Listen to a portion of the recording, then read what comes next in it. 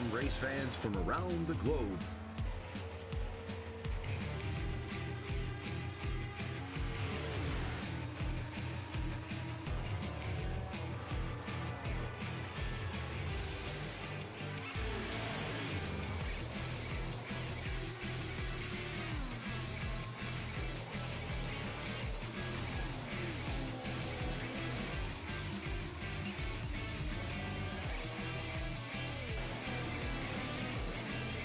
Here they come, out of turn 4, to the white flag, and it's 1 to go.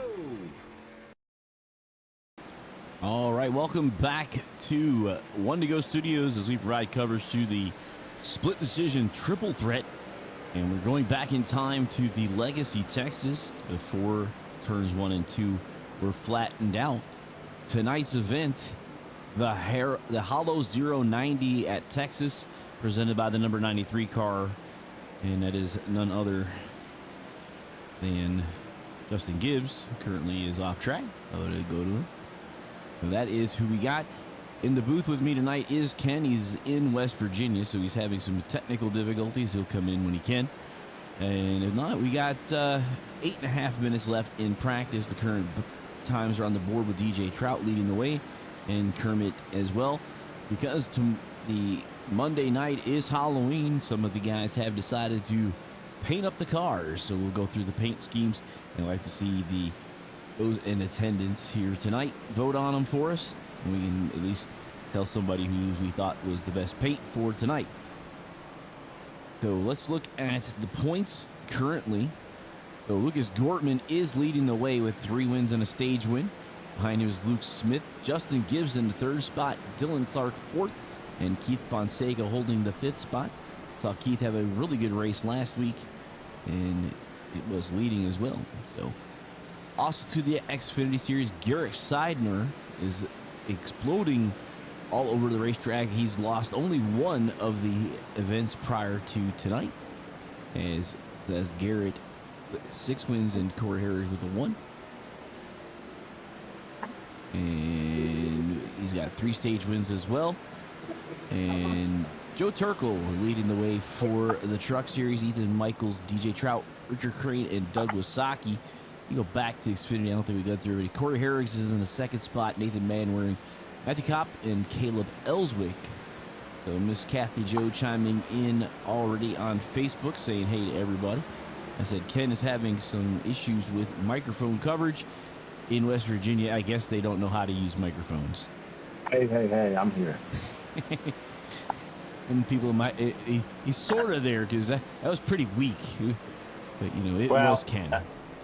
It is me. I will talk as loud as I can, but currently I'm having meltdown in system, so. Well, I can boost you up a tad. So hopefully that'll help out. Yeah, boost up some. There you go. So, Black Magic Designs, Andy Dunwoody jumping in, says that Seidner should win. So that's going out on a limb, I think. I think the Vegas guys got him like 100 to 1 or something. Oh, that's to lose. I forgot.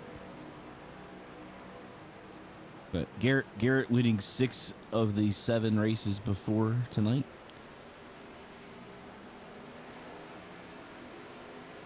Actually, I'm sure that's right because Dover was their 8th race. I think that the points may not be correct with that. Because I didn't see anybody else with a win. So, I think he's got 8 wins.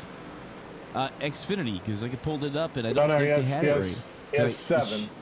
Yeah, because they showed this as the updated after 8 races at Dover, and I don't see that is correct. Maybe the other guys are better. So that's 3, 4, 5, 6, 7. No, looks like they're missing a race. So going by what they gave me, guys. Sorry. As Miss Sonia says, she can hear you just fine.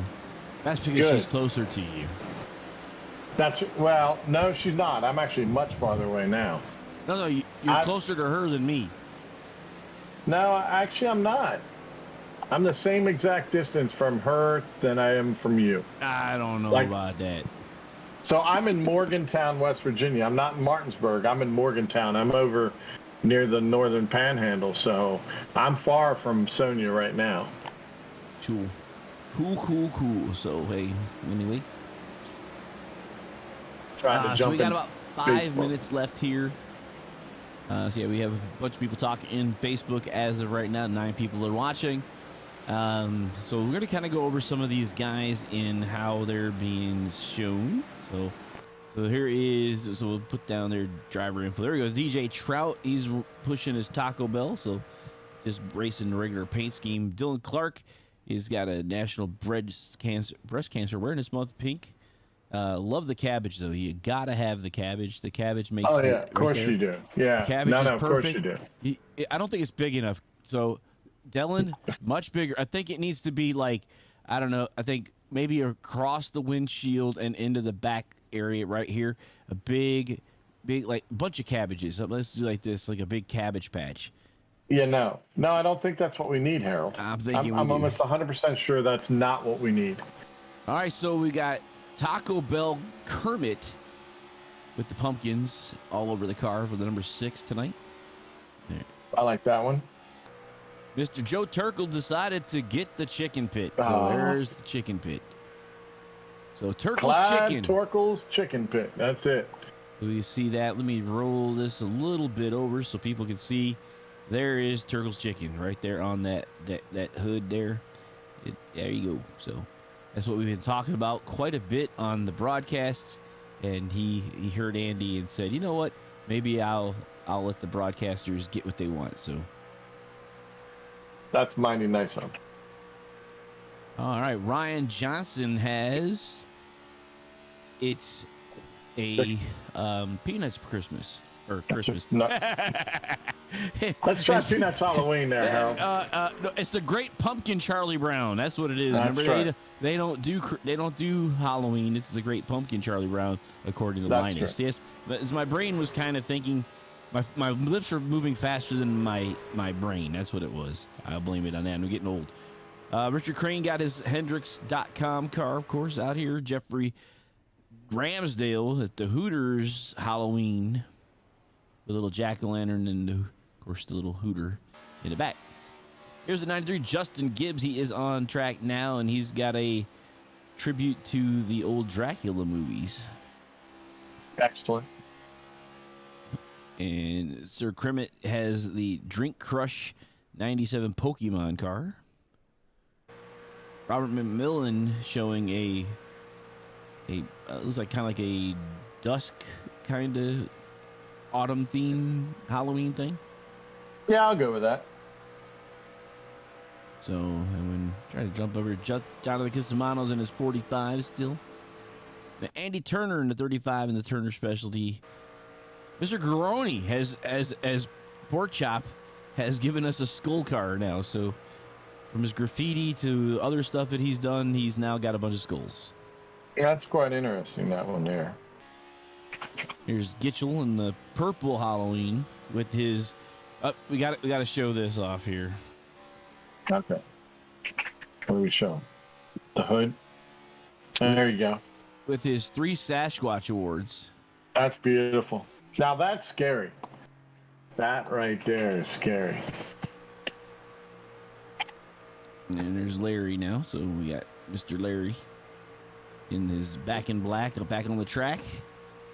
Adam Benefill's got his Voodoo mystery flavor Halloween Mountain Dew.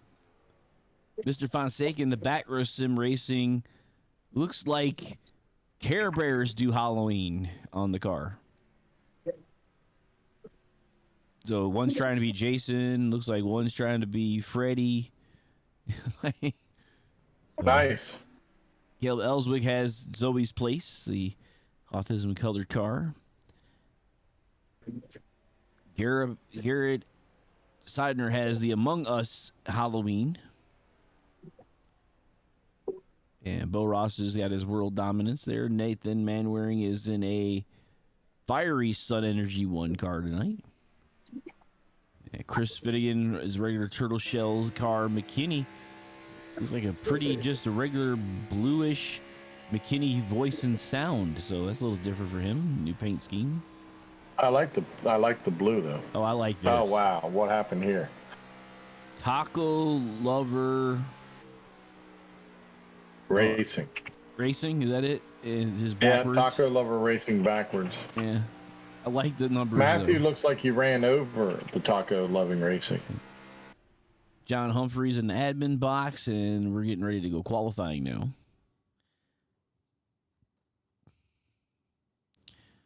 So we'll try to get more of these. We're almost got through all of them, so we'll kind of keep an eye on these guys out through 90 minutes worth of racing after the 2 laps of qualifications solo. We have one driver showing us a cam tonight. It's Mr. Michael Gitchell, so we might see if we can get him out on the racetrack. We go right to Mr. Garrett Sadner, the leader of the Xfinity Series. And Sonia says the same thing you did, that it's kind of scary looking at number 60 ride. Let's see if we can run in a lap with Mr. Gitchell. So we kind of go. There's our side-by-side with Michael Gitchell as he comes to the speed on the backstretch of Texas Motor Speedway in the old configuration. In the new Cup car, which never did touch this track.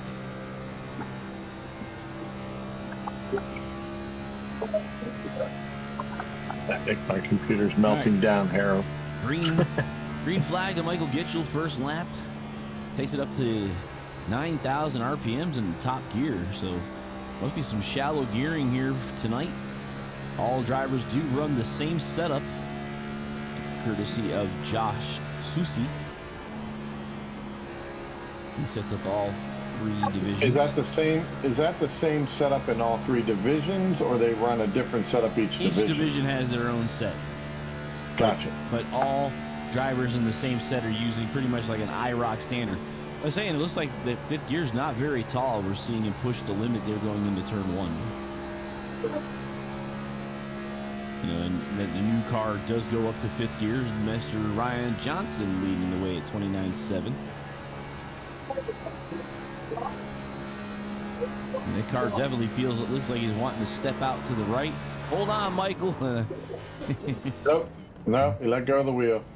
And that's kind of how that works. So we'll let him, we'll get off to somebody else now. Let's go, Mr. Fonseca. I say Keith's out there, right? Yep. Looks like he is done with his lap at 29.936. Let's go with Matthew Boston Wheeler in that number 60 ride here, the Taco Lover Racing. More like the Taco Blender Racing. You know, it's like off from a hack and slash. So, well, it's Ken and Harold. The third guy in West Virginia is Ken. What? Strawberry Kid on YouTube said, "Welcome back, Ken, Harold, and the third guy in West Virginia." Like, well, actually, Ken is the guy in West Virginia. Maybe that's a about, comment to my size. Yeah, well, yeah. He can occupy 2 states simultaneously. I've seen it. I can. Especially around here, it's not that hard. You know, Delaware and Maryland. Yeah. Straddle the line. Any of us can do it, really. The church is pretty close to straddling that line. So. I know. I was talking to somebody today about our, because the vote's coming out in, a little over a week. This will be Tuesday, November the 8th. And they decided for Cecil County to put the polling place at the county seat, which might as well be Delaware. If somebody sneezed, it would be Delaware because it's behind the Aldi's right there at the line. Oh. That's where it is. That's our county seat, Ken. Way up there.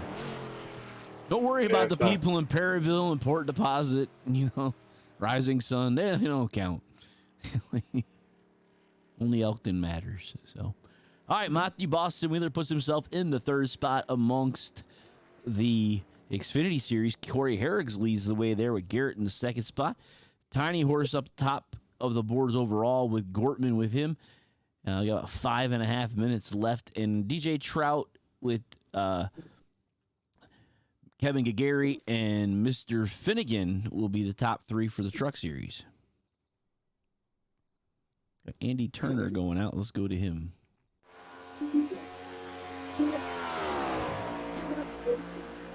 So you're saying we're having an issue with computers melting? It's not good usually when that happens. For whatever reason, it's just, I mean, it does not want to participate in anything I'm doing right now. It's pretty annoying, but I don't know what it's working on. It's just being stupid. So right now I'm broadcasting via my phone. Okay. And that's the way it's going to have to be for now, I think. Okay. You know, it could be worse. It could be using those cans and a wire all the way from West Virginia. It'd be a long wire. I mean, that actually might work better and or process better at this point. So on a shout out to Track Racer, have finally put the Track Racer T160 all together with the Fanatec DD5. Those guys did an excellent job of bringing my red and black 160 together. Now I just have to change up my monitors a little bit because I used a PC tray, which made the struts a little too close, so we'll fix it. But shout out to Track Racer for sponsoring One to Go Studios. Indeed. It's nice to have a sponsor, even though we're still waiting for a food one. We're just saying. Well, I'm pretty sure I can get Big Jim cookies, but, you know. So then it'd be Big Ken and Big Harold talking about Big Jim's cookies. Because we'd eat through them. Andy, talk about, tell Brian we're coming tomorrow, and he can have Big Jim sponsor us. That's right. What's Andy up to right now? I don't know. He was on earlier to say hey, and he said Garrett's going to win, and I was like, wait a minute, you know, that's not, you weren't listening or you weren't able to hear me. I said something to the nature of, oh, so Tyler Rush is watching from a hotel room, so he's not able to race. He was saying something in the back that he had Garrett for the win, and I was saying that Las Vegas has him at 100-1, and then I looked next to it. It's like, oh, not to win is 100-1. Ah, okay, all right. Yeah, I'm guessing unless Garrett Seidner completely just loses his mind, probably a good chance we're going to be talking to him again. Oh, so Tyler is testing at Daytona and Sebring. Okay, which one are you at now? Because I don't think they're close, are they? I didn't think they were.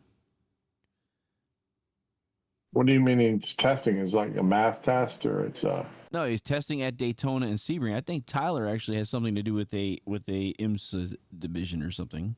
Okay, you got Sebring right now. Okay, he's at Sebring. Okay, he's on the other coast. I'm kind of going like, wait, I did think they were. We're testing at Daytona and Sebring. I'm like, hey, listen. Okay. Turtle's a talented guy, okay? He might be able to do both at the same time. You never know. Maybe. 1.5, looks like 2 minutes left in qualifying. Look at Ramsdale's out here. Let's look at Jeff's his car. I'll go to 3 here. And he decided him and the Hooters are done. That's going to put him in the 8th spot for the Cup. Mr. Josh is on the track in the Exalta. See, he works with a 10 Konica Minolta prototype. Do you know Trevor what the heck is Trevor's name? I don't know. Spit it out there, Harold. We call him McQuattro, but that's not his name. He works with Trent. It's not Trent. Let me look at it here. I'm sorry. Look at what they got here. I remember we just call him Trevor McQuattro, but Trevor B. That's not him. I don't think it is. Probably not online. He's probably testing too. Well, hopefully he's not listening to you butcher his name. Hey, we call him McQuattro. That's all I remember. No, he's actually he's not a crew chief. He said something about he's a strategist, and he works with the prototypes. They won the Roar Before 24 in the prototype last year. I remember that. And I said, all I know is McQuattro, because we have too many Trevors in with the Roush group. So Like, this is a Trevor, he's a Trevor, she's a Trevor, and he didn't like being called Trevor number 2. Wouldn't you like to be a Trevor, to be exactly, a Trevor? Yeah. Okay. Tyler, he told me about all the radios he has to carry and all the channels, and he's like, I'm a walking radio. He's like 14 different radios talking to different people, at strategizing what tires they're going to use, what fuel, how much, all that stuff. I thought it was pretty interesting. One time I might see if I can get him to come on here one day and talk to us. All right, so the grid is set, so let's check out the polls. There are the polls tonight: Ryan Johnson, DJ Trout, and Corey Herrig. So there are the split decision Pole Award winners, presented by DC Designs for the Pole Award. Good to see Charlie Brown in the poll. We're taking the poll. That's nice. Charlie Brown, that's right. I do like that race scheme there. Yep. So this is, as I said before, let's check out the event slide again. Boom, there it is, the Hallow-Zero 90 at the Texas Motor Speedway in the old configuration, presented by the number 3. Beautiful. This track was an amazing track. I like it in this configuration. I am not a fan of them changing this track. This track, to me, did not need a change, but it was decided by the powers that be that they were going to make a change, and well, they're talking about redoing it again, aren't they? I'm not sure, but I didn't think the flattening 1 and 2 didn't have the desired effect that they wanted.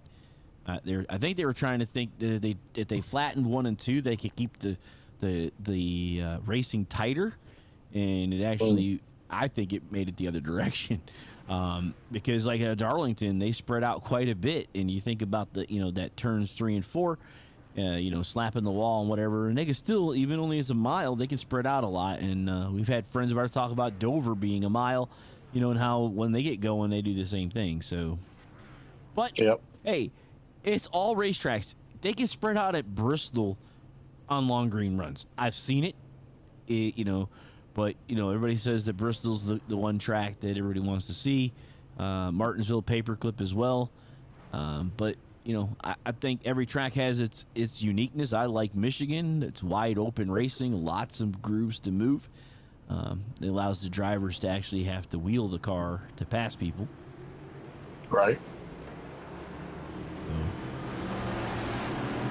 All right, the Exalta on the outside and the Tiny Horse on the inside. So we got the Peanuts G-rated on the inside. And it looks like we have the Frankenstein on the outside. But that's a G-rated version Frankenstein. Is it really? I think that's the old one. I think it's from the black and white when it was actually PG. Yeah. But hey, Exactly. That's Boris Karloff. It was more as like not rated back then, but I'm sure if you actually went to get it somewhere today, it would come up as PG or at least PG. Yeah, it won't be more than that. It's not blood. It's got they used chocolate syrup back then to produce blood. Black and white. Yep. And that was found by none other than Alfred Hitchcock. So we got trivia, people. We may not know a lot of stuff, but when it comes to it, we're good for anything that useless doesn't make facts. sense. If you want one of those, I have them. Useless I have trivia. them for We got days. it. Lori will tell you I have them for days. So the pace truck tonight, leaving out of turn number 4, 38 of Ryan Johnson, waiting for the green flag. No restart zone here because this was an old configuration. The old configuration, that's right. So go when it flies. So there we go, the 38 taking an early lead as we're under green flag conditions. 1 hour, 30 minutes remaining in the race. We will take a break at 55 and reset the field. All drivers within 1 lap of the leader in their division will get a wave around to get on the lap with the driver, with the division leader. Ryan Johnson's starting to separate himself from the field about 4 car lengths already. Way up high, that looks like that was Taco Kermit. That number 6 ride sliding all the way up to the wall. I assume you're right because I'm on a small screen, so I'm going to go with whatever you tell me. Yeah, we have screen envy in West Virginia. Well, I'm surrounded by screens. That's the funny thing. But my laptop is just terrible. Terrible. Charles Barkley would say. So Johnson continuing to bolster his lead. Almost 7/10 the separation now back to Susie. Ryan Johnson, fastest on the board, 30.107. Not as fast as his qualifying lap, but is pushing it. Seems like he has this place dialed in. This is a tempo track. Let's see if I can get in his car and we'll kind of talk about that a little bit, what I mean by tempo. Yes. Do talk about it. So you see him, he's full throttle through the start-finish line, coming up into turn number 1. At 9,000 RPM, he comes off the throttle, rolls into the corner, and feather, and then punch it. But knowing when to lift, when to turn, and when to get back on is saving those tires is what we're going to see. Is Tiny Horse doing it the right way, or is somebody like Taco or Josh Susie letting him just go and burn his stuff up early? That's a question that'll have to be answered before the night's over. It is interesting too on the gyro cam. It shows the the elevation change and all that. Gives a good idea when they go into those corners as well. Kind of back towards the back of the paddles. Corey Harris is number 66. Caleb Ellswick. Inside of the race sponsor number 93 of Justin Gibbs.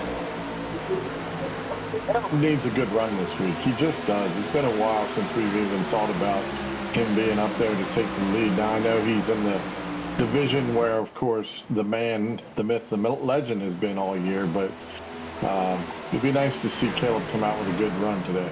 We got Corey Herrick's leading the way, the only other driver to post the win in the Xfinity Series, currently ahead of Caleb Ellswick and Garrett. Yeah, I was going to say, Garrett's nearby. Jeff Ramsdale coming up into the back of the number 97 in the 8th spot. What I liked about Texas was it was one of those abrasive tracks that if you didn't take care of your stuff, you would burn up that right rear tire and end up either going around. And in the old system, it would actually let that tire detonate, and that wasn't good because it was pretty much the end of your race. So, well, now, will these cars play the same way? Like, will it react the same way since we are on the old track, or will it not? Well, the iRacing, from what I understand, iRacing will let you cut a tire, but it won't actually detonate like they used to in NASCAR 2003. In NASCAR 2003, they would detonate, and like you would have no tire at all. It would just go bye-bye, and then you would go completely around like a like fishtail, and then you'd end up kissing the inside wall at 180 miles an hour. Somebody else is gotcha. So leading the way continues Ryan Johnson, Taco, Andy Turner, Dylan Clark, and now Josh Susie in the 5th spot. Herrick's, Ellswick, Sidemore are the top 3 in Xfinity. Josh McKinney, I don't think Josh is actually, I'm showing Josh as, and that's messed that up. It's showing me that Josh is in a different car, which is not correct. That's Josh McKinney is actually in an Xfinity Series car, and it's showing me as he's the leader of the truck series. So let me do a real quick restart on the overlays because that is not right. To get that started. ATVO did some things to try to help us out with timing and scoring, and I think they broke some stuff. Who am I to complain, right? It's free. As long as we know what's going on, I mean, the folks at home that can, we can tell them he's definitely not in the truck. That's clear. We can see he's not in the truck. But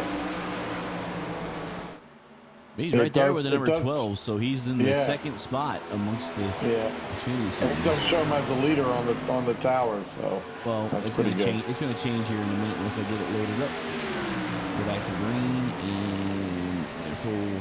There we go. There you go. Now it's correct. Restart the web timing for you, and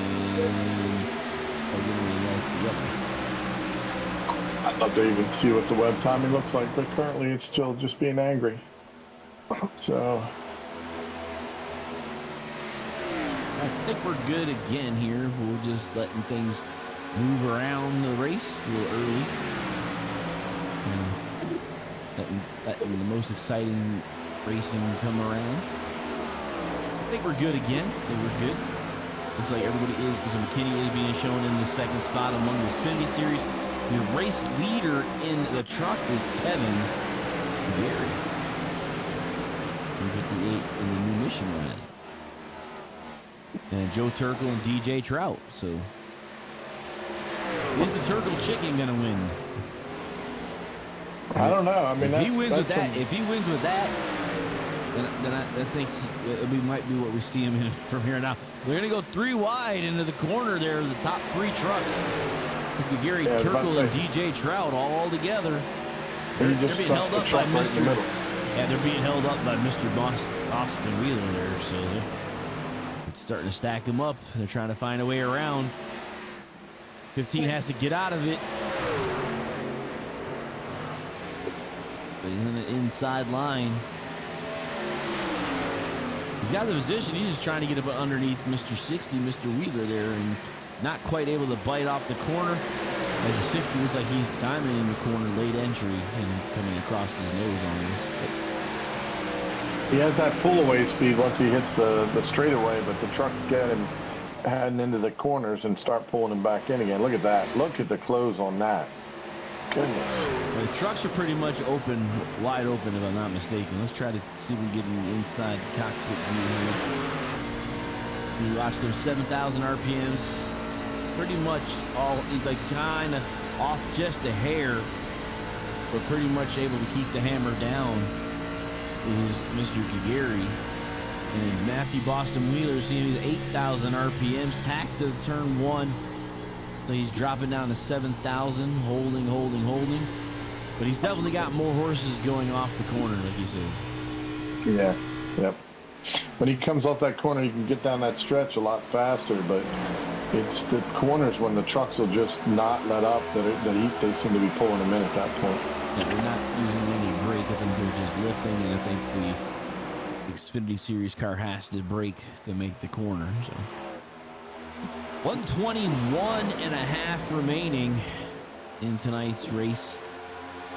Our tower, according to what I'm looking at, Harold, is not moving on our side. It's still 125.12. Just to throw it out there. Okay. Well, I did have to restart something, so we'll stop that, start that, and how about that? It's running now, Harold. All right. Good. See, that's why I like to have a second guy in with me. Like, wait a minute, you're seeing what we're not seeing. We're not seeing that. I mean, I was seeing it just fine. Yeah, well, you're the man in charge, so you should.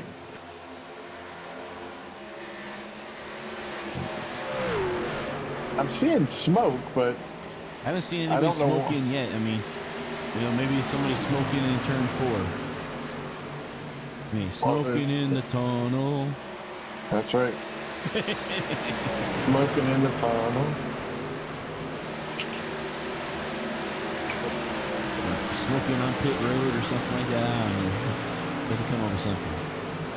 Yeah, that's one of our songs we're gonna have to work on. I mean, we figured out back on track. Whoa! Who was that sliding up there? Way up high. Is the 12. Boy, he lost it quick. Not forgiving once you get overcorrected here.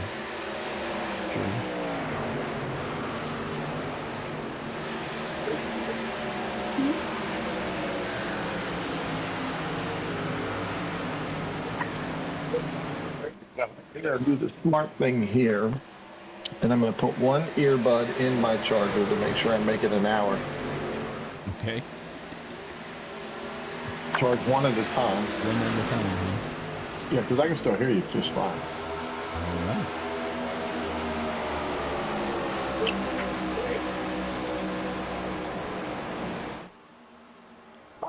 Gotta love the earbuds, right? I do.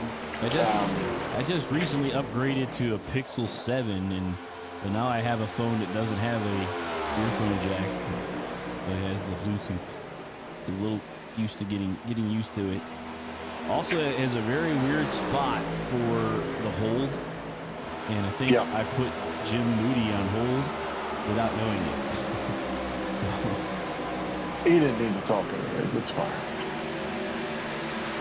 Jim's listening. That's probably what happened They didn't just stop talking to you or hang up on you.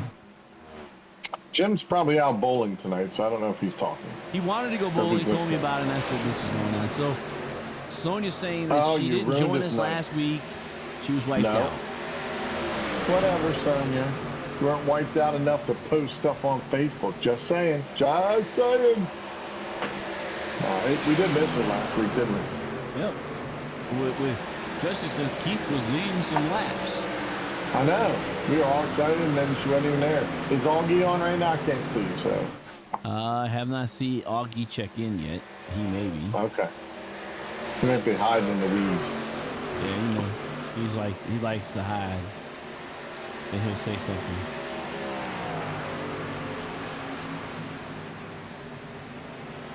Make sure we're paying attention, I think. Oh well, then we're messed up then because we aren't.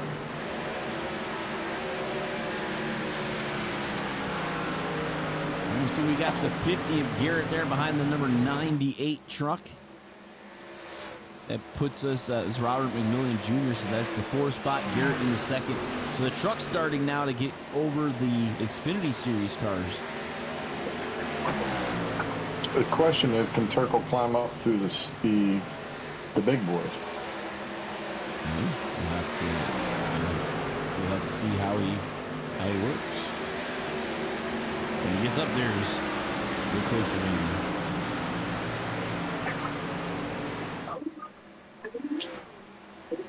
Oh my gosh, I want to punch this thing in the face. All right. It's doing the stupid 2-step verification nonsense with Google, and it's just ridiculous. It's so much fun. I hate it. It is, isn't it? Yes, it is. The problem is I'm using my mobile phone to do what I'm doing right now, so I can't obviously jump on there and check it. So we're just going to have to unverificate. Mm-hmm. Sounds interesting. It does, doesn't it? I know people everywhere are thinking, gosh, I'm glad. So Sonia's working too much, is what she says. That's why she didn't. She wouldn't with us. Well, there's a way to fix that. Yeah. So 116 and a half. As we're looking at Robert McMillan, and on the outside of him, that was Jonathan Cusimano. Actually, no, the 98 is Robert McMillan, and Cusimano underneath him. All right, so Facebook, I see you now. Kathy Joe, Tyler Turtle Rush. I do see that that other lady, that Sonia lady. I see her on there. So yeah, I am able to talk as well. So the 81 has gotten around the 38. He was basically, what I was thinking was this is a strategy track. You got to know how much to take out of your tires early in the run to have something left late. Otherwise, you're going to have nothing, and people are just going to go by you like you're standing still. Yeah, but the good news is, for Ryan, it's early in the race, so I mean, he's literally able to test to see what's going to happen to him. Yep. You're probably just doing an early test of what was happening, so like, yep, you know, we're going to check this out, and he's like, oh, that didn't work. Now inside the 38 goes, so he's trying to see how to pass around here, and he's going to be a new leader. I see we have some people that have already pitted. Quite a bit down on the bottom has already. Clark, Dylan Clark. Yeah. Garoni's done it.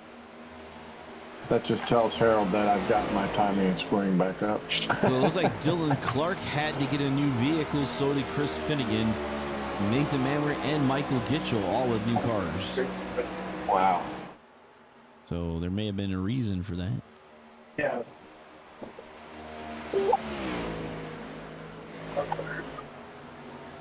The game's tomorrow. All right. It says that I'm commenting as Ken Cushwell. I don't know who that guy is, but. Let's see here if we can get to this real quick since we're inside here. We'll go back to a replay. What happened? We got Clark and Kermit, the 6 and the 34. Showed there was an incident between the two of these guys. Let's see what happened. That looked like net code. That seemed awfully weird. Yeah, it's like they didn't touch, and then the cars reacted like they did. You keep an eye right in the middle here. They don't actually touch, but you see that the 34 gets upset before they touch, and then they touch. So, wow. Interesting.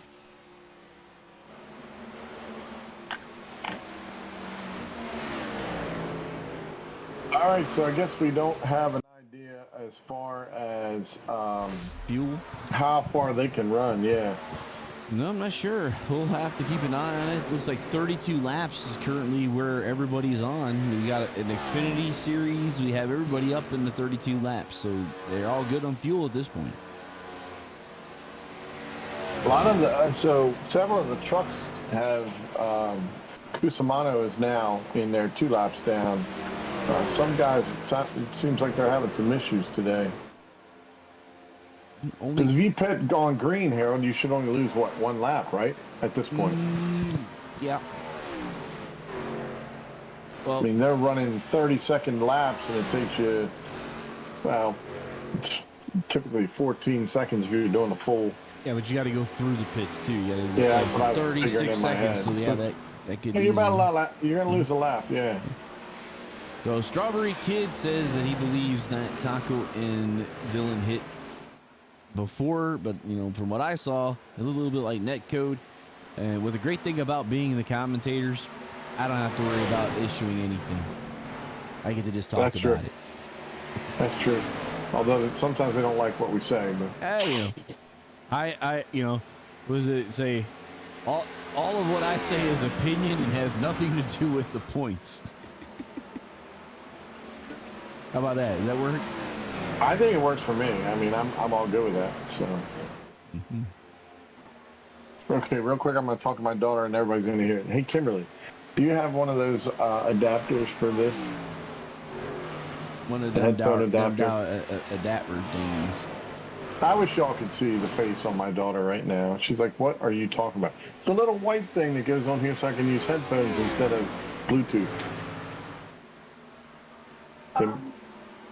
They're little adapters about that long. Everybody heard you. Thank you. You're the best. Cool. Turkle is leading now. And that looks like that is because our leaders have pitted. I think it's time. We haven't done this in a while. Wait a minute. My system's saying forget you. It's going to say I'm going to do some hearts and some thumbs up and some laughing, except that my Facebook is melting. So, wow, I'm having everything's a good time. Melting in West Virginia, it sounds like. Well, we did have homecoming tonight. We had the homecoming thing, so that was pretty good. Got to see the marching band go down. I'm all excited. Tomorrow I'll be at the game. So people can find me in the student section. I'll be the large adult that should be somewhere else other than there.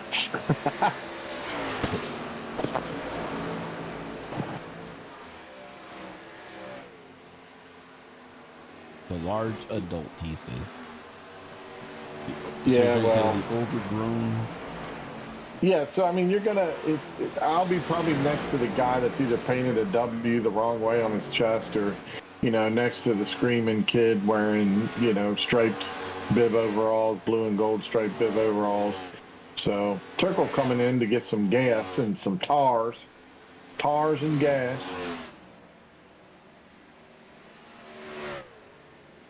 Yes, what is required. So let's move DJ Trout to the front.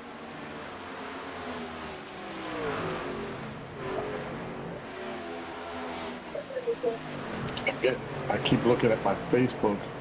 All right. And I shouldn't, because it's not caught up with the actual what you and I are looking at. So, all right. 109 is the leader right now. The back on track. That's because DJ Rainbow Trout went to the pits.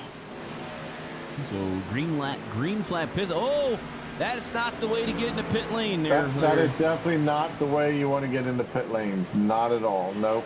Maybe he heard ice cream. Well, did he think about back on track? Maybe. I hit the wall. Maybe. Oh well. Well, we didn't do AC/DC proud on that one. All right, YouTube A. So I can see what Strawberry Kid's talking about. I'll jump over there too.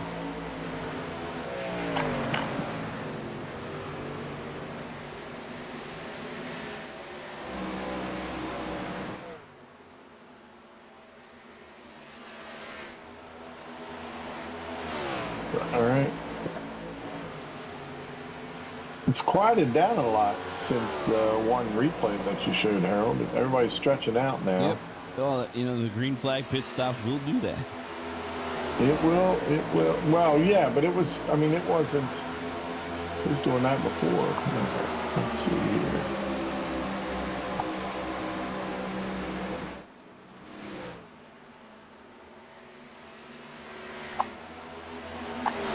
So everyone ran.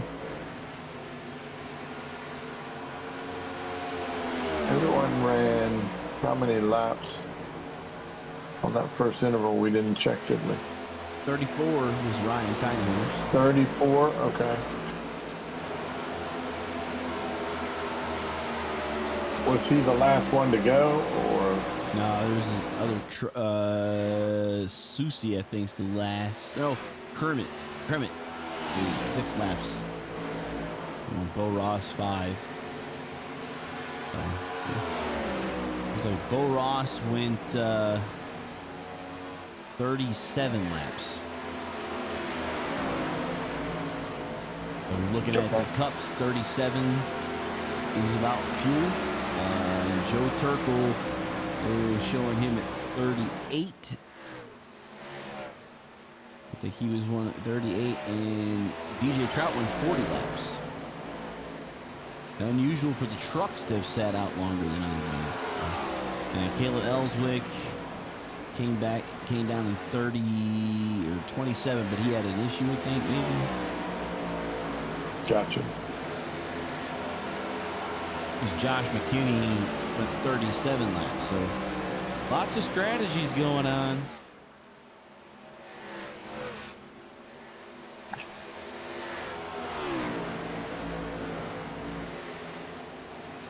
For a strategy race, we got one. So. CJ, Kathy Jo and Sonia are talking about AC/DC.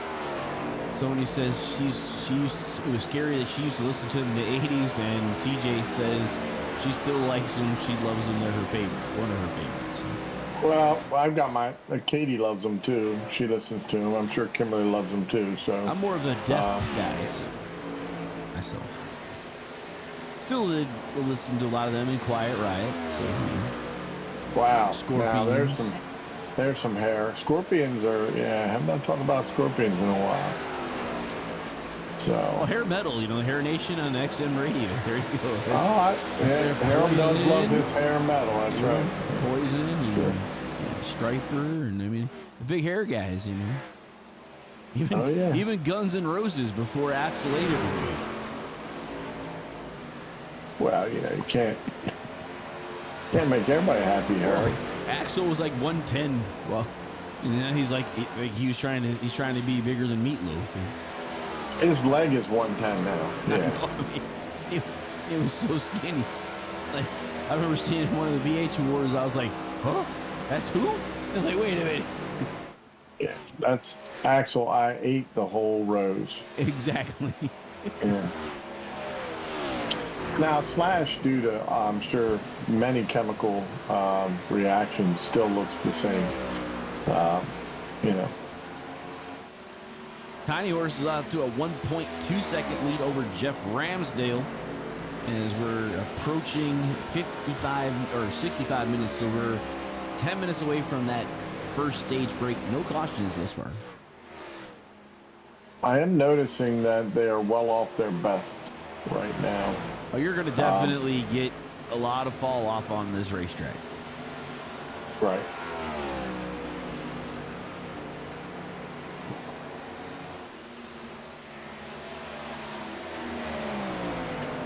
Why do you have to use Google sign in to log into the YouTube? What the heck is that all about? I have no idea. Never knew that.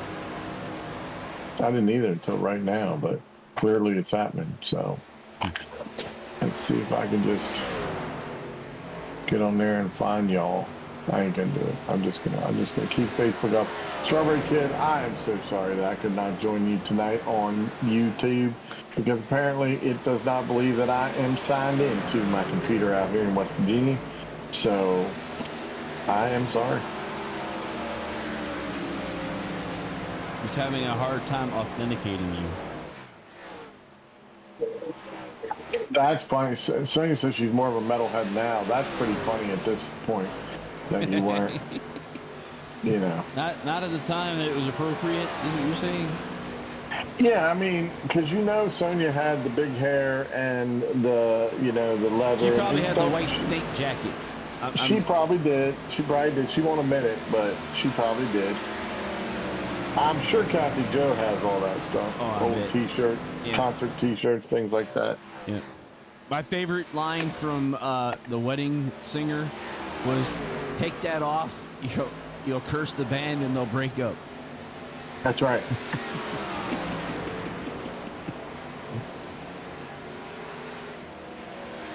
The Strawberry Kid says, "That's okay, he can still hear you."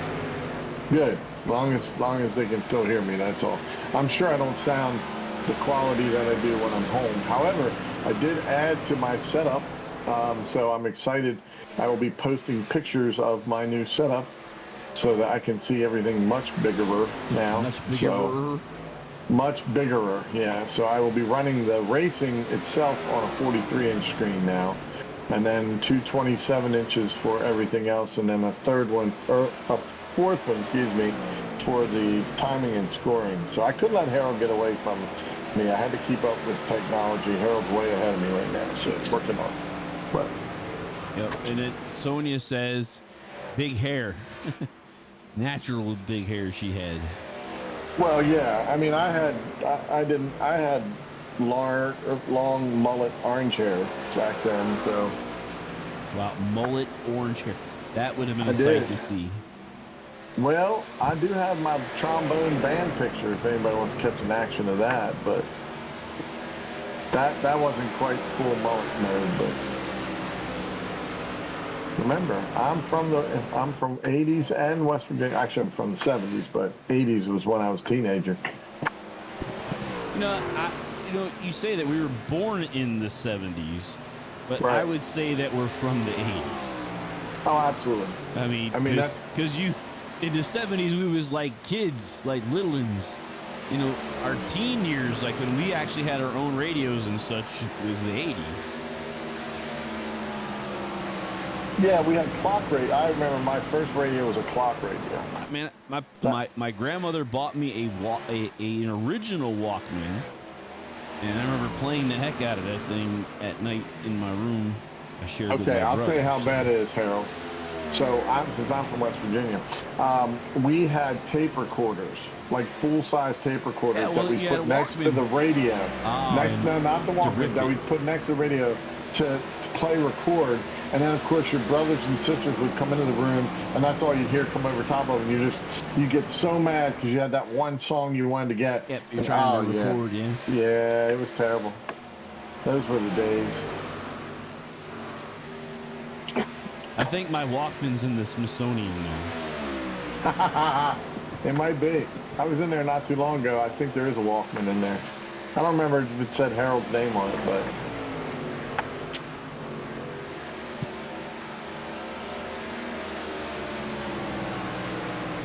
I'm sure there is. I'm sure Kathy Joe has. I'm sure she has hair pictures, if not, more. Is that Jeff Ramsdell in second? How about that? Yeah, the tiny horse there, and then you got Bruner and the Boston Wheeler. Susie now up to the second spot. So yeah, and if you're paying attention to the timing on that, they're catching him. Well, now that they spread out, but they were catching him at a pretty good clip. He must have just hammered down. DJ Rainbow Trout coming into the picture right there. That's AC/DC. I hit the wall, so I'm back on track.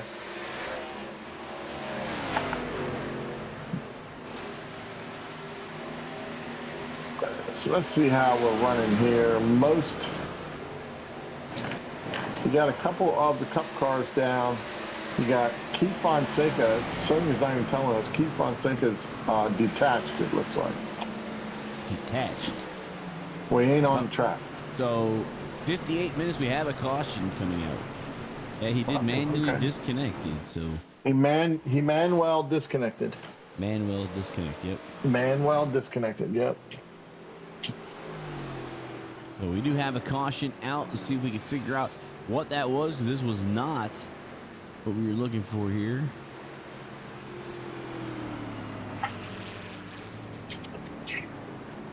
We're trying to see if it is this one right here. Okay. We'll see the number 9 of Ramsdale or Benefield. Oh, Tiny. my Was that gracious. Gitchell and Cusimano? Yeah, what happened there? And Cusimano.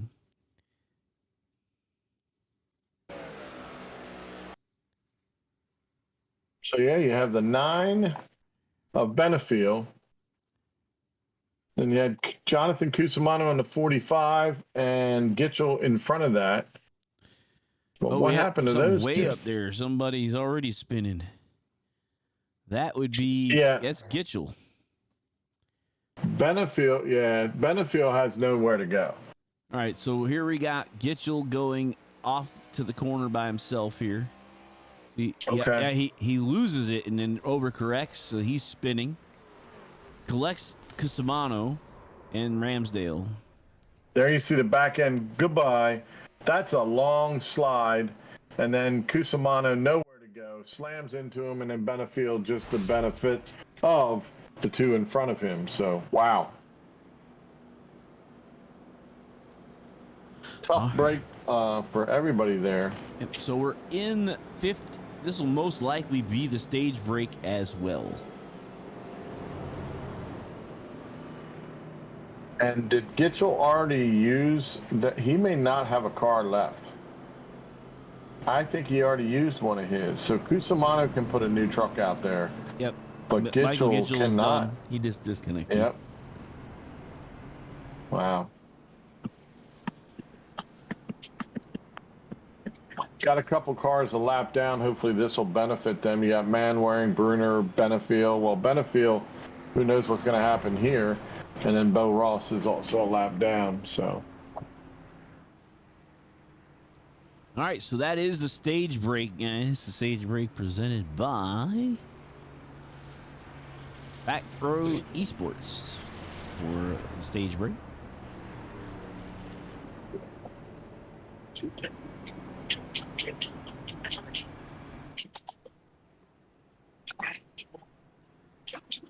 So all that noise being made is because Mr. Kushwa is not at his home recording studio that we've made nice and soundproof.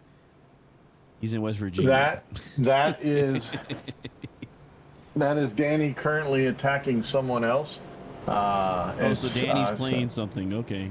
Danny is playing. It looks like, if I had to get, what's that? What is that, Danny? This is Blaze Blue Cross Tag Battle. There you go. Blaze Blue something. Yeah. Blaze Blue is nose. Tech Battle. Someone's hitting someone with a sword. So, yeah. Oh, okay. Well, knocking people out with swords, huh? Hey, you got to do what you got to do. So sometimes it takes a sword. Kathy Joe says, hi, Danny. Tell her I said hello. Well, they can probably hear you. But I think they heard that. You're having a wonderful day. Yep, they heard that. So, Kathy Joe, you got your response there. You know, Katie's with me, Kathy Joe, but she didn't want to come in and talk to anybody. I guess she's just being snooty now.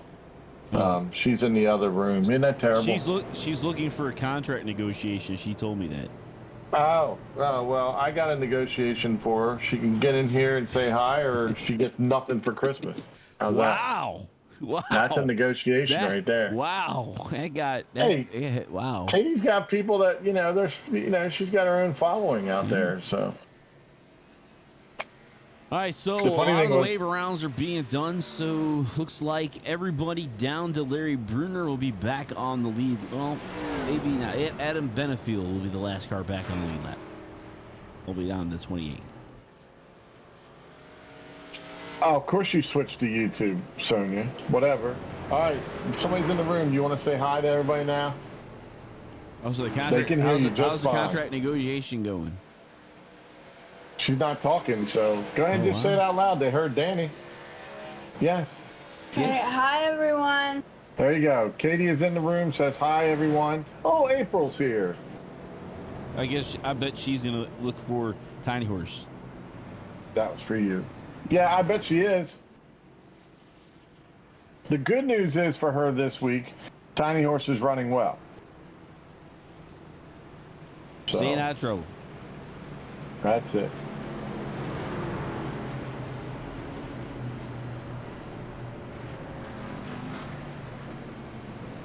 Well, so with this being the, hey, I'm going to pose a question since everybody can hear everything. I might as well ask a question. Are we eating tonight or not? It was up to Kimberly, but I kept waiting in here. She doesn't want me to wake up now. I think it's time to find some food to be delivered or something else. Sorry. Okay, we're good. Go ahead. Let's talk racing, man. Well, this is Ken Cushwa 101. We have not talked about food in the last 10 minutes. We have not. It is contract negotiation time that we must talk about food. We're contractually obligated. We are contractually obligated to mention food in at least the broadcast at some point. So, Our Pizza fans or expect Chinese? it. Pizza? Pizza or How about Chinese? How about Chinese pizza? Harold says Chinese pizza. So Wasaki takes the lead in the beginning part of this, and Tiny Horse powers around to the outside. He's proving you don't really care. Pizza's fine. Pizza's fine. I think Chinese pizza would be amazing. Harold thinks Chinese pizza would be amazing, though. Ryan Tiny Horse Johnson didn't want Douglas Wysocki leading too long, so he jumped right out there. Yep. He said, Susie's I gonna am trying follow. to lead this thing, and you're just in the way. Yep. Which makes April happy. Yep. Kathy Joe doesn't want to try Chinese pizza. I don't get it. The That's Strawberry just messed Kid up, says Kathy they're eating Joe. hot dogs after the race. There you go. That's good, too.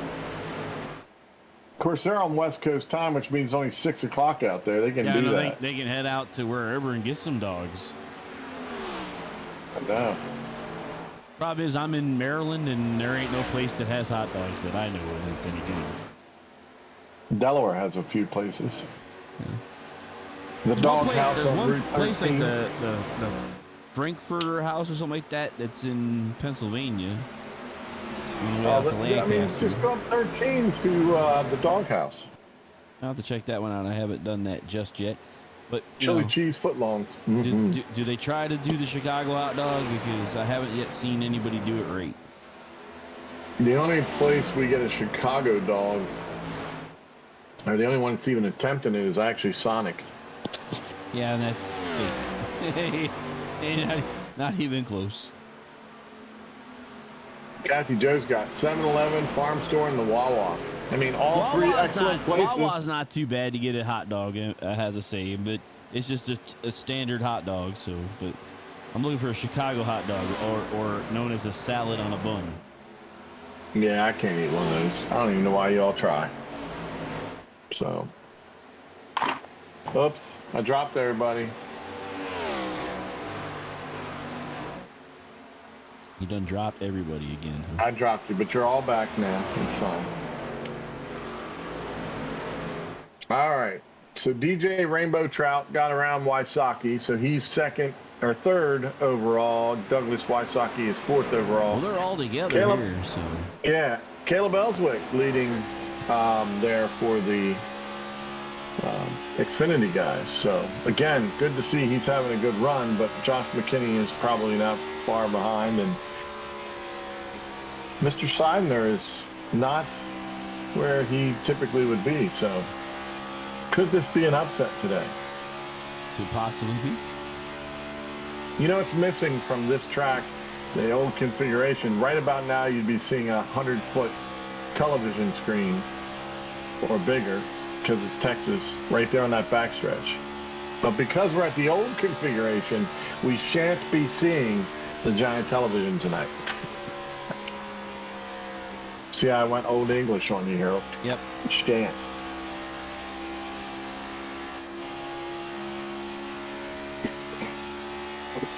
So, Harold, why don't you tell everyone about how good your wife is throwing an axe at you? Oh, not at me. She told me. You don't know what she was thinking about when she let go of it. Oh, she did tell me. Oh, okay. But I'm not going to repeat that on air. She told me exactly who she was thinking of.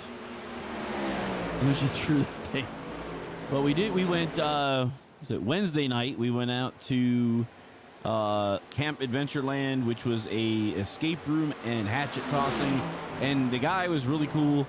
He let us actually, we paid for like the combo, right? Hour on the throwing and, the hour escape room. But they also had knife throwing lane with Chinese throwing stars as well. And so the guy was letting us pretty much run what we wanted to do. So nice. It was really neat. But Lori, we were playing tic-tac-toe, and she won quite a few games actually over the guys. And she's deadly accurate at hitting dead center mash. So. I can't give them a smiley face. Excellent. By the way, if we tune in, it looks like McKinney and Ellswick. McKinney's gotten around Ellswick. That seems to be the closest battle. Well, no, I take that back. The front battle's pretty close too. Yep. Susie just picked it up, and they got DJ Trout with him. So Michael Gitchell's saying he needs a beer and he can't drink this week. So not sure why he can't drink this week. I mean, not sure what that's about, but hey, if that's what has happened. I assume Nate Manwaring will be disappearing soon too at this pace. But I need a beer and I can't drink this week. Yep. Well, he's on standby for work, is what he said. Not allowed to drink when you're waiting to go to work. I'm pretty sure I can find somebody to fill in for you for that, especially tomorrow, Michael. At the stadium tomorrow in WVU, I'm pretty sure there are going to be a lot of people that'll drink a beer for you. I'll get it on camera for you. That way you know it was done just for you. Done just right, huh? Yeah. Oh yeah. Oh, they do it right there. That's for sure. I'm jacked. Tomorrow is 68,000 screaming hillbillies, hoping for a miracle tomorrow. So hillbillies. Huh? Yeah. Oh, we aren't rednecks. We're hillbillies. There's a difference. Anybody who knows that there's a difference. Ryan got back around Mr. Susie. He said enough was enough. That was nice that you let it, but you ain't leading anymore. However, Rainbow Trout has not left him at all. So right there with the three. He's got some serious speed. The question is, I mean, we're at lap 77. You said 35. They should be. Well, they had some caution, so they should be pitting soon, though. And it looks like here, Ryan Johnson, did he get a new car already? It looks like he did, so. No, yeah, he did. Wow, I didn't. Yeah, I don't remember that. Very unusual for him.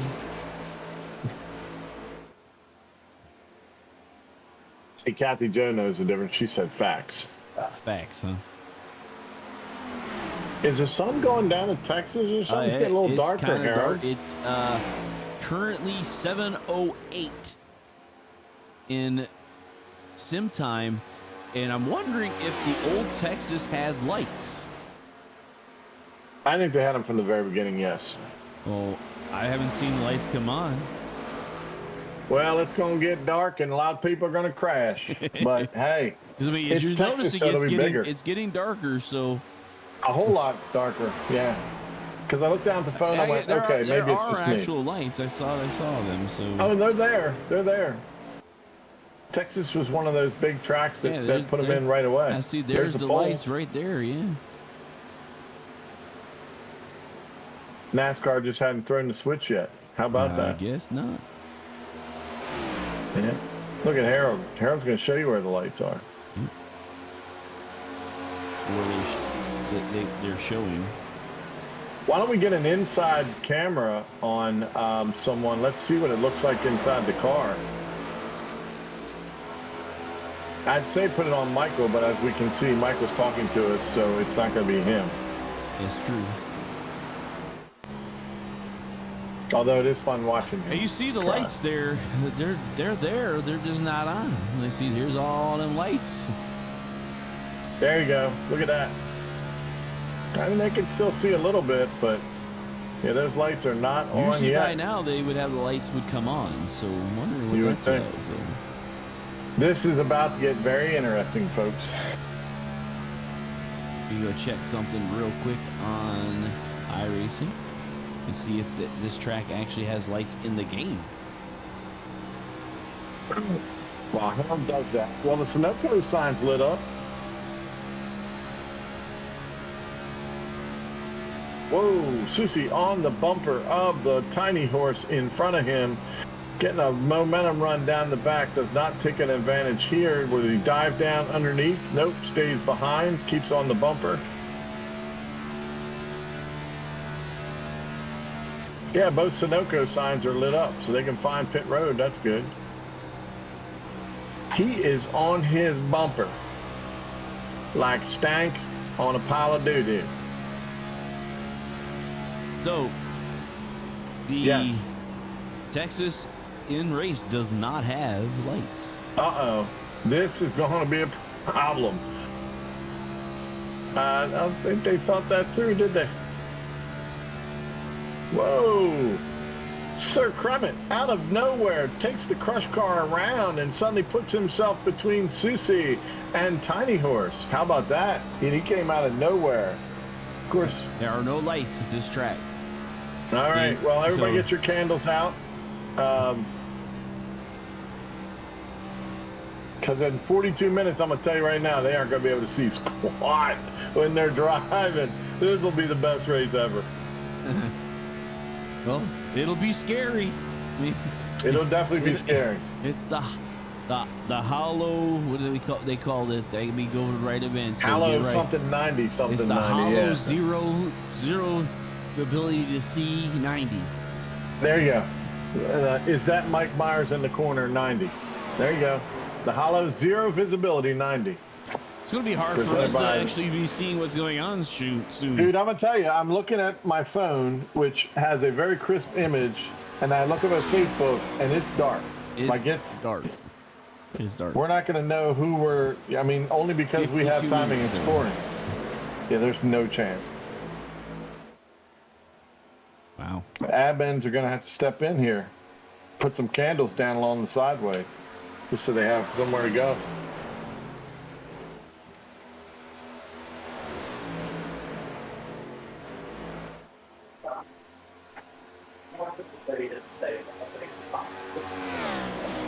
Yep, it's very dark, and I've got all my stuff up as best as I can. Yeah, I'm as bright as I can get it. I'll go a little brighter, but wow. This is where everybody in the stands needs to turn their phones on. I still don't think it'll help. You know, if you watch them go down the front stretch, Harold, the only thing that's lighting them up is the two Sunoco signs at each end. Yeah. They come off of turn 3, off of turn 4. You can see the pit lanes lit up by the Sunoco sign. And that's right around the corner here. And then it's right as they go by. And now they're going to go down the front stretch here. And it goes dark really bad. And then all of a sudden, there's the Sunoco sign, lights them up down here in the corner. And then that's it.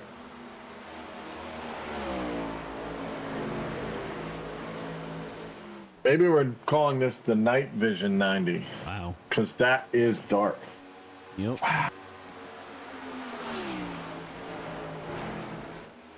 Anyone got some flash. Sonia Keith should have just stayed hooked up just for the sake of driving in the dark.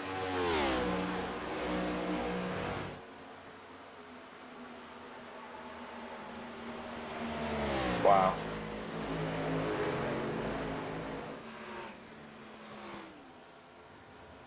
Well, Harold, this is a new one for us. I know, I'm trying to work this up and see if I can find a filter in here that'll change something.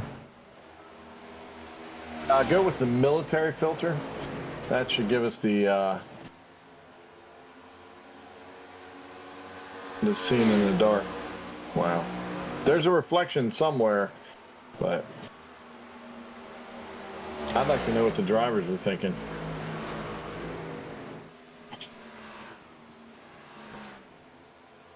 Because right now they're probably driving, well, that's a little brighter for us. But I don't think it helps. There you go. All right, folks, that's as bright as Harold can. That's our night vision camera, I think. Caution out. I bet caution's out.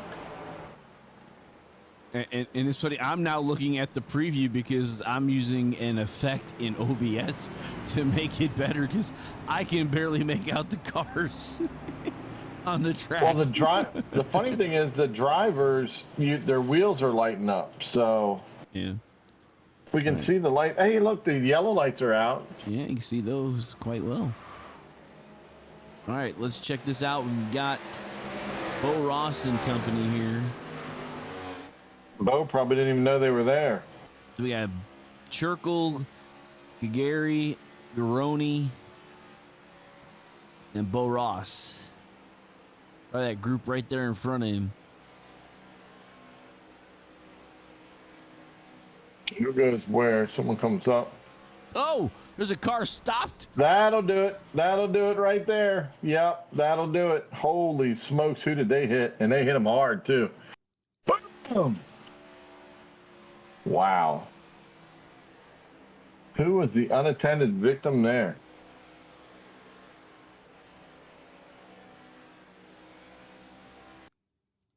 Now, see, this is why. They would have never seen him, Harold. That's the 7 of Ramsdale. Trying to back this up a little bit. And he had, looks like he had some help. Looks like he had help for a long time. No, I think he might have lost it. No, he lost it. Yeah, he lost it. So if we go through this, right now his back end is kicking out. The truck and the one the one helped him around though. But like you said, we probably need to go back. This is McKinney. Let's look at McKinney's view of this. Is he the one that hits him, McKinney? Yeah, I think so. Oh, this will be a good one. Okay, so you're coming around. You still don't see him. You still don't see him. You don't see him. There he is. Bam. It wasn't McKinney that hit him. Whoever was on the outside. McKinney missed him, huh? Yeah, who's on the outside of him?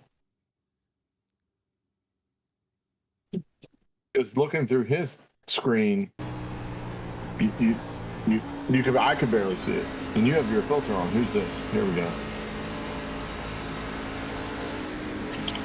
So McKinney comes up, but then he moves over, and then there's this. Bam! He clips him right on the corner. Yeah, I'm going to take that filter off real quick. Give him an idea of what it really looked like? Yeah, see what it really looks like. Oh, my. Yeah, oh, my. Yeah, that was, wow. The only thing lit up there was the inside. Look at that. I don't know how they're going to finish this one, Harold. 35 minutes remaining. And it is dark.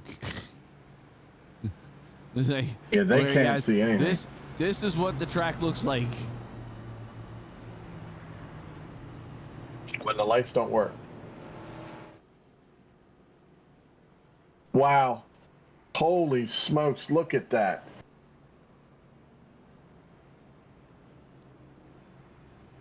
Well, it's dark. I can't see anything. Yeah, I had to use gamma correction to get that. So take the gamma correction away, and there you go. You know, Harold just said, Danny, he had to do the gamma correction just to see him. Yeah, I don't know how they're going to finish this one, folks. I can't see it. Nah. So Strawberry Kid's asking him to call it because of no lights. I would have to say that's probably a smart idea. As much as I want to be on here talking to everybody, it just doesn't make sense.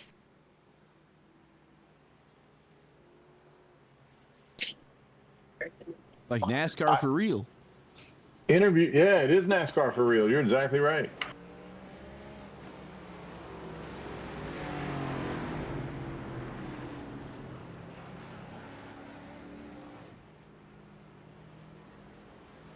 Oh, they're saying the race got called, but I'm not seeing anything from anybody talking to me. Look, Thomas, you got me. Oh, there yes, he sir. is. Go ahead. So Bo's up in the booth, and he's going to tell us what happened. I think somebody shot the nights the lights went out in Georgia, actually Texas. Right. Except we're in Texas. Yeah, there was a slight miscommunication between us and the track crew, and they told us that the lights were ready to go, and apparently they are not. Oh man. Right. So what is the official lap again? I think I saw something in chat, but just want to make sure from you. We are in process of fully finalizing it, but we are calling it as of the last caution, which we believe was lap 91 or 92. Okay.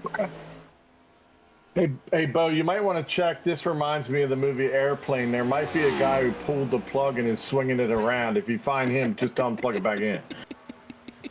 Yeah, that's good. Yeah, well, I've already had to step forward and call it as the owner. It's not safe for the guys to be out there, and I don't want to hold you guys longer than we need to be. So if I find anything out, I will forward information along. All right. Excellent.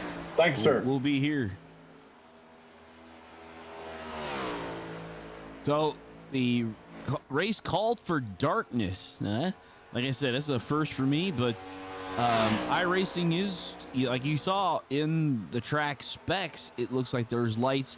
However, they weren't mapped in iRacing to have lights. So this is like the Cubs back in the day before they got lights at Wrigley. Yeah. They had to call the game because of darkness. Harold knows he was there. Well, Cubs didn't have lights for the longest time, and they were actually told what the year that they got lights was because they were told by the Major League Baseball that they would never host a playoff game if they didn't get lights. Well, you can't, and you know. They're saying that playoffs had to be in prime time, and you have no lights, so you'll have to go somewhere else to play instead. So Wrigley Field finally, and I think they're the last ballpark to get lights, if I remember right. They were, yes. So I have been at the park with and without lights, actually.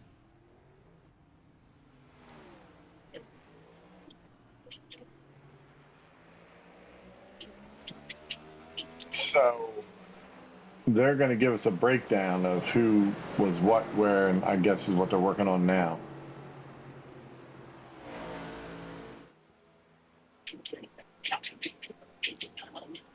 Wrigley Field had its first night game in July of 1988.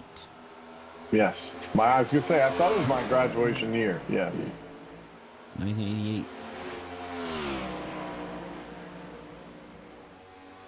My aunt, who's a huge Cubs fan, had tickets for the first night game, which was not the first night game because it was rained out, the one it was supposed to be. So people who were at the second one actually got to be first. That stinks. Yeah. So everybody paid all that money to be at the first night game, and it wasn't actually the first night game because it was rained out. How about that? All right, so it looks like we've got, once the admins tell me who's what, we'll do interviews. But guys are still out there playing around and having a good time as you're showing on the screen. Goofing around, yeah. They're green and goofing. But the race is over, so these guys are just basically doing practice laps. I have the gamma correction on. If I had it off, you would not see a thing. You wouldn't see anything, that's right, because they don't. They're just guessing. And I mean, it's pretty much what, like, as we see, I'll show you here the filters again, and so we'll turn it off, and that is what they're seeing. Oh my gosh, he almost clipped that car. He's going to the wall. Yeah, they can't see anything. Completely. All you see is dark. All you see is sparks. Look at the sparks. Oh my gosh, that's great. I'd like to call the race that way. We've got sparks down into 3 and 4. I think it's 3 and 4. Maybe it's the Look at that. These guys are nuts. I don't know. Josh McKinney asked if they're doing interviews. We'll do interviews as soon as we know who placed where. We still kind of needing to know from there. Bo Ross is back. Go. All right. So, what do you know, Bo? All right, we have diligently going through every camera angle and scoring loop possible on track, and our winners are as follow. Your winner for Cup is Ryan Johnson. Your winner for Xfinity is Josh McKinney, and your winner for Trucks is DJ Trout. DJ Trout. All right, good. Did you write all those down, Harold? Two of them are already waiting for us. That's a good thing. So I just need to find Mr. Trout. We are attempting to locate Mr. Trout. If he doesn't show up but manages to hear this, congratulations on the win. Exactly. There you go. All right, let's work it around here then. So let's get with let's go with the tiny horse. Let's see. Let me find him on here. There, and moving back a couple laps here. If I can. You can't find him. I'm gonna go to an actual time when we could actually see the car. Just a heads up, I'm getting a report that Tiny Horse is potentially having mic troubles. All right, well we'll see. We'll try to pull them up if we can. We'll try to pull them up here. Yeah, there you go. You can see him there. All righty, there we go. There, much better. All right, let's pull them up and let's see what we got.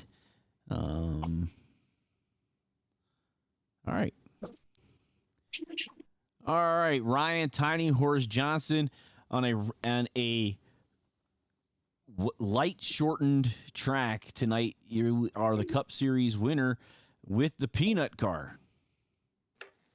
What's up, guys? Hey, look, I can hear him. Hey, I heard him, so it must have got it fixed. Must have got it fixed. Yeah, I know how to fix it. Me and Luke Smith there were just having some fun in the dark though. Dude, that was awesome. All you saw was sparks. You didn't see car. You guys gotta go back and watch the replays. Go back and watch it because I put a gamma correction on it so we could see the cars, but I took it off a couple times to show the people at home what you guys really were working with.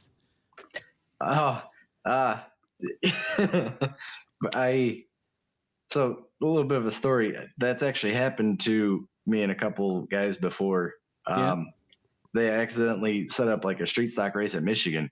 Yeah, there ain't no lights there. It started light, same thing as tonight, and it was honestly one of the most fun times that I've had. We couldn't see. You were probably driving through people's yards down the wrong street. I could guess you guys were nuts. You know, it was kind of cool as you do the IMSA cars on these tracks at night.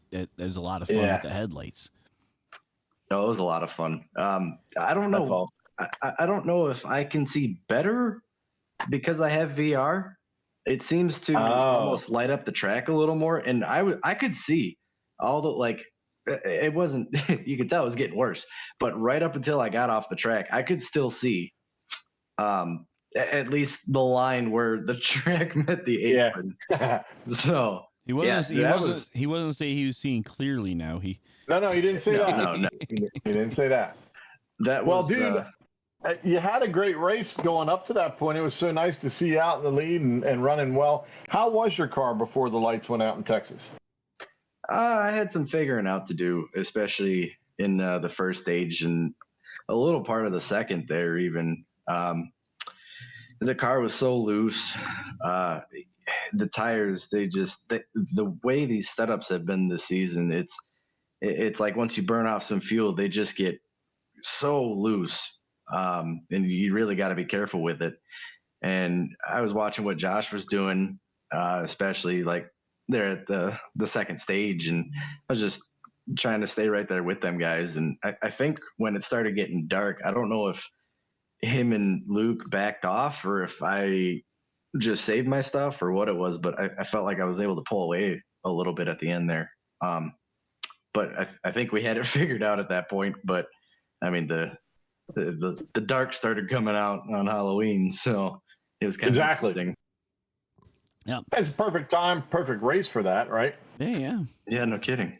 Well, you've had a pretty rocky season this season. This is your first win.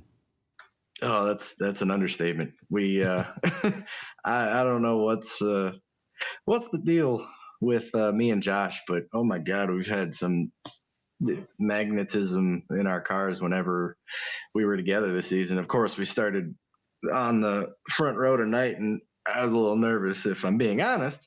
But I mean, luckily, we didn't have no issues tonight. So hopefully, this is a turning point in the season. We could definitely use the turning and the luck. Definitely saw that last week at Dover. With the two of you guys getting in together. It's almost like Logano and Byron, kind of something going on with these two. Yeah, it did resemble that, didn't it, Harold? I'm with you. I'm with you. Yeah, like, man. Hey, by the way, you got Ryan. You got your fans for obviously April. Shout outs again soon. Yeah, April's excited and all. So go ahead and shout it out. I might have forgot how to do it. I said I don't even know where to start anymore. I know. Start with us. Just go ahead and start with us, and then go from there. How's that? I want to thank you guys up in the booth for thank you. Being the best broadcasters ever. Well, that's nice. He's Tiny Horse has only been with me for 2 years or 2.5 or something like that. Between it's been a while now. Yeah, it's been a while. So all the admins for helping me win a race this season. There you go. Thank you guys. Peanuts for being on the car tonight. John Gambit Designs for multiple paint schemes that he's made for me already. They all look wonderful. Tiny Horse Racing, all my friends and family. Team Taco. Hopefully I'm not missing anybody. We are saying one thing. You have to get the number 38 combo at Taco Bell. It's the Tiny Horse Taco. You have to add, it's on the hidden menu. Yeah, it's a hidden menu, or at least try to get it. They don't know I need about to try it. one of these. Yeah, exactly. Sounds amazing. We're not sure what the meat is inside. It's a mystery meat. That's what it is. It's a mystery all the way around, dude. Isn't all of Taco Bell mystery meat? I mean, pretty much, yes. Exactly right. Exactly right. All right. Exactly. So, we will get back to Tiny Horse, let him get to victory lane if he can find his way there.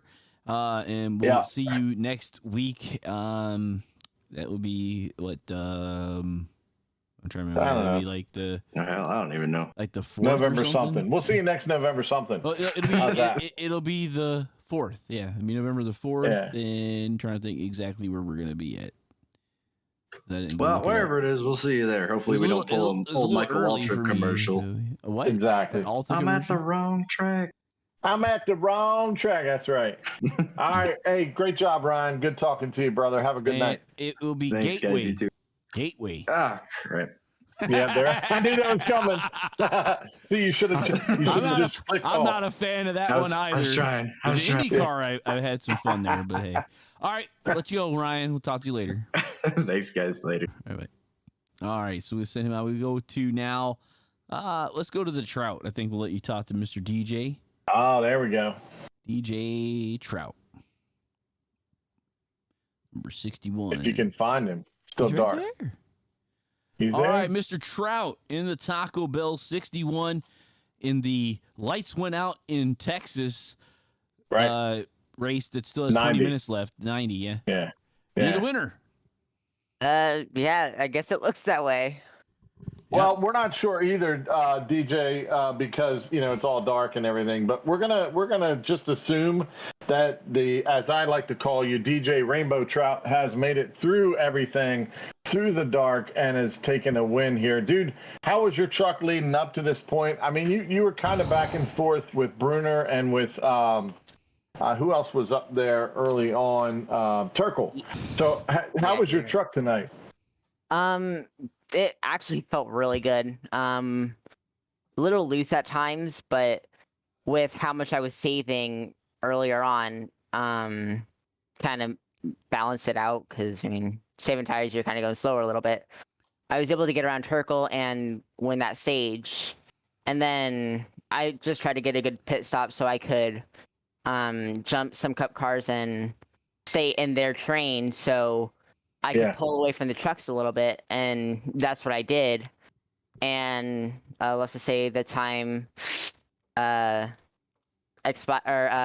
we finished it the full time.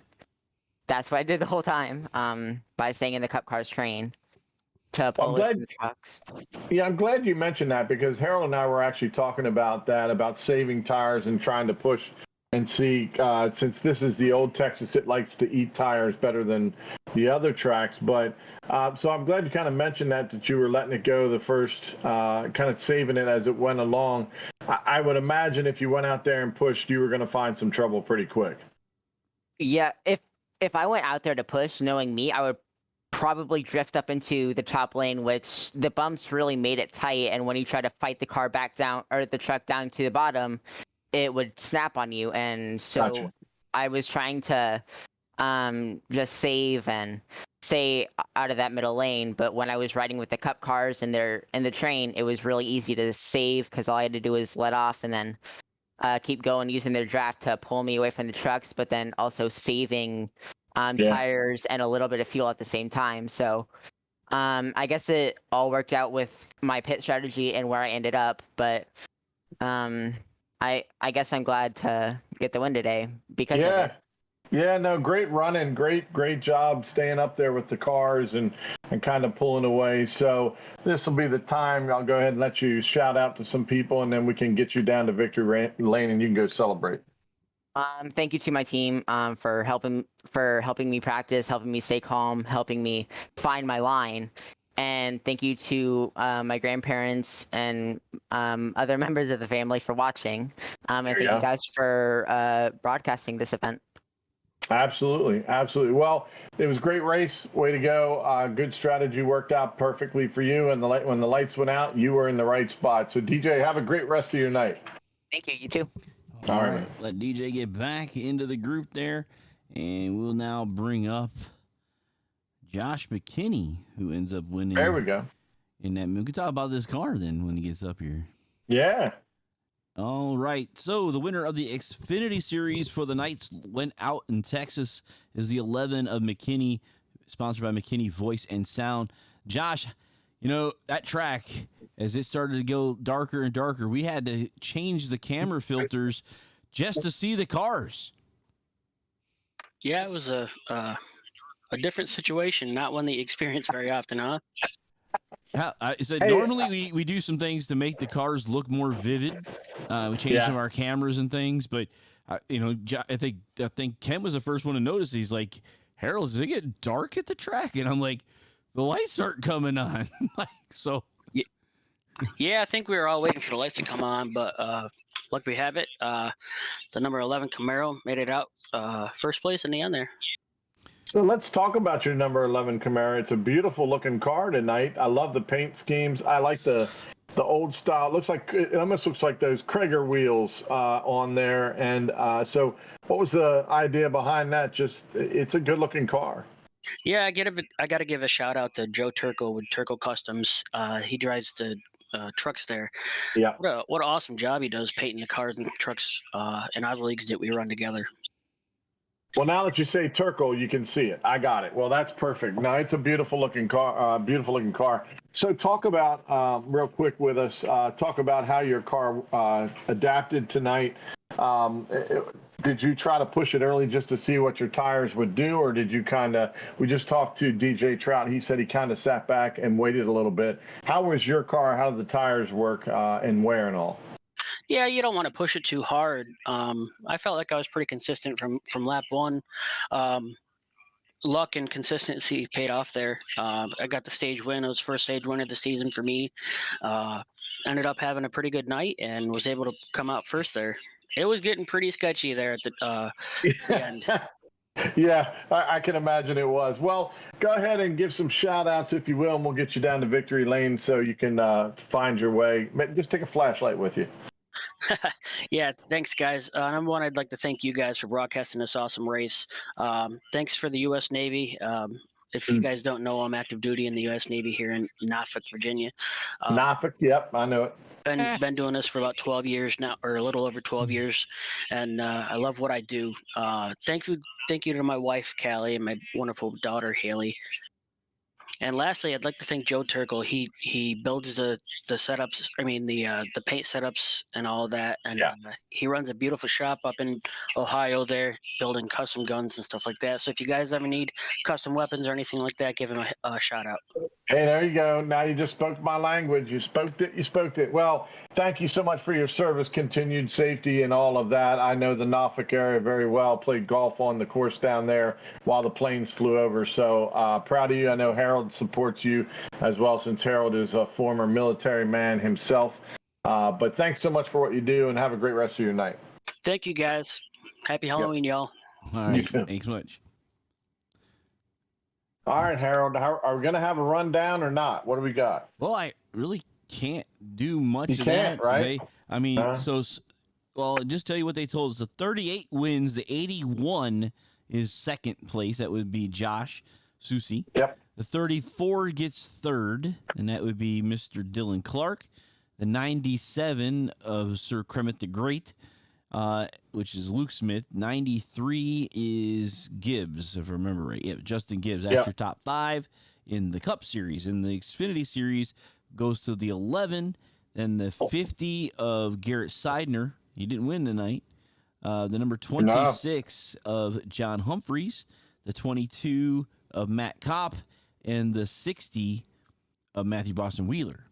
In the trucks, we had the 61 was our winner, which was, we talked to just there, Larry Trout, or DJ Trout, and the number 1 car, the number 1 truck of Ethan Michaels, second, 36, and that would be Richard Crane was third, fourth was 174 for Chris Finnegan, and 15 of Mr. Turkle, I believe. Yep, Joe Turkle in the 5th spot.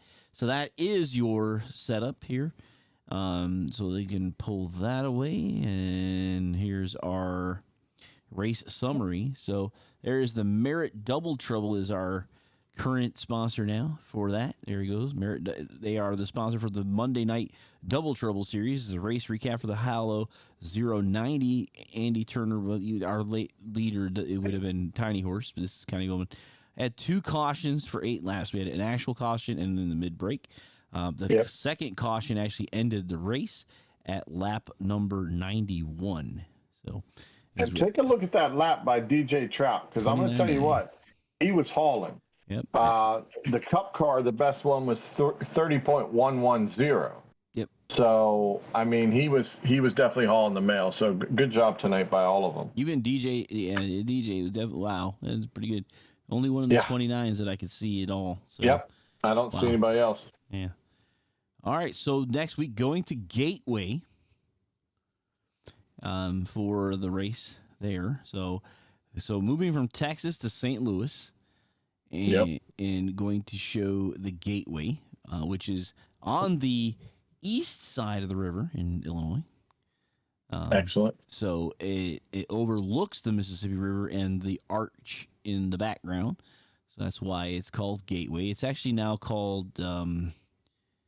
I want to say WeatherTech Raceway, I think is the name of it. Yeah, I think that's what it is. Yep. I mean, we still call it Gateway. That's what it was called for the longest time. Gotcha. I ran into a couple people at Gateway when I raced it for the very first time in IndyCar. Had a friend of mine invite me to an event on iRacing and raced against Connor Daly, Indy race winner. Oh, man, now my mind just went blank. Oh, wow. Wow. It's his roommate. Wow. I'll have to look that up. Give me a minute here. Connor Daly and his roommate is a winner of is an Indy 500 winner. He used to be his roommate, actually. When they were actually were contestants together on the Amazing Race at one time. Excellent. Alex Rossi. So, and it's funny because I was racing with Ryan Bauer, the bearded sim racer. Him and he's the one who invited me there, and we're practicing. And I'm on the top of the charts, and Connor Daly comes up on my side, and he's like, I'm trying to get around you, and I'm like, well, then get around me. And then Alex Rossi goes, maybe he's an Indy 500 winner. And I said, no, you are. Exactly. But that's pretty cool. To race against actual, race car drivers, and like I said, they were in Amazing Race together, so it was pretty cool. That is cool. But so I love the Amazing Race. Got to see people I knew, and then I got to talk to him a few years later. I think it was right during COVID, so 2020. So I saw him on Amazing Race, and then got to talk to him in race against him. So, but that's where we're going next week is Gateway. It's also, like I said, I believe it's WeatherTech is the actual name of it. I double check again here because I was about to look at something else. I think you're right. Gateway Racetrack. Worldwide Technology Raceway is what it's called now. Oh, so, okay. Because the WeatherTech is at Laguna Seca. That's it. It's WeatherTech at Laguna Seca. So WeatherTech, I do know had a name for a track, but that's it. So the Worldwide Technology is where we're going, and it's Old Gateway. It's an interesting track. It's opposite in its nature of Darlington. 1 and 2 is the short end. 3 and 4 is the open end. Instead of 1, 2, and 3 and 4 is in the Darlington Raceway. And it's actually shorter by a little bit, not by much, but it's still a little shorter. So there's a lot of finesse on that racetrack. They will be shifting gears. It'll be definitely different. And it has lights. I've been there, and I know it's got lights. So won't have this issue again. It's just interesting, you thought that Texas had, you could see the lights on the racetrack, just they weren't mapped by iRacing. I know the current Texas has lights, and they do work. So, all right, Cush, I'm gonna let you get going to what you got to do. You sound like you need to get something to eat, and I do. And I'm going to sign off, and then we'll see everybody. We'll see y'all at the next turn. Thanks, guys. What an exciting race brought to you by One to Go Studios. Here they come out of turn 4 to the white flag, and it's 1 to go. Thank you to all our sponsors, drivers, and viewers. We'll see you at the next turn.